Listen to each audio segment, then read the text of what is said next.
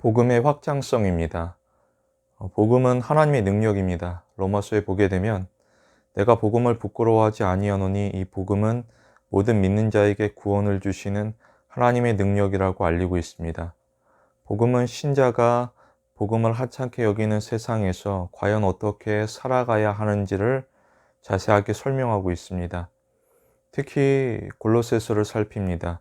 골로새서에 보면 이 복음이 이미 너희에게 이름에 너희가 듣고 참으로 하나님의 은혜를 깨닫는 날부터 너희 중에서와 같이 또한 온 천하에서도 열매를 맺어 자라나는 도다라고 알리고 있습니다. 신자는 복음으로 삶 속에서 변화가 일어나게 됩니다. 그런데 베드로 후서에 보게 되면 열매 없는 자에 대하여서도 언급합니다. 그들은 누구냐? 성경은 그들에 대하여서 예수님을 아는 것에 대하여서 게으르게 하는 자들이라고 설명하고 있습니다. 그렇다라고 하면 복음이 가리키는 바 예수님이 누구시냐? 성경은 예수님에 대하여서 만물이 그에게서 창조되되 만물이 다 그로 말미암고 그를 위하여 창조되었다라고 알리고 있습니다.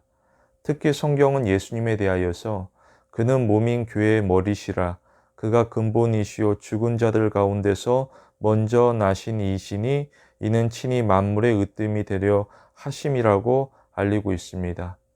교회와 교인은 예수님, 다시 말하여서 주님에 대한 복음을 전파해야 될 것입니다. 그런데 누구는 복음에 대하여서 오해하게 됩니다. 그들은 복음을 듣고 단순히 하나님 나라로 들어가는 문 정도로 생각하게 됩니다.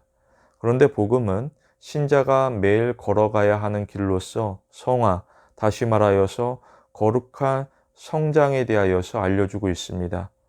복음은 우리의 모든 것을 변화시키게 됩니다.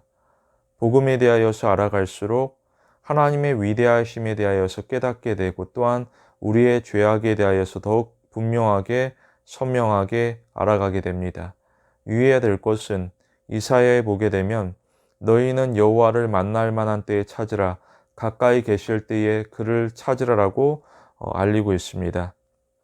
누구라도 하나님의 부르심에 참여할 수 있습니다. 다만 하나님의 부르심에 참여하기 위하여서 그들이 치르는 대가라는 것은 자기를 버리는 것이고 이로써 얻는 선물은 하나님의 은혜로운 용서라고 말할 수 있습니다.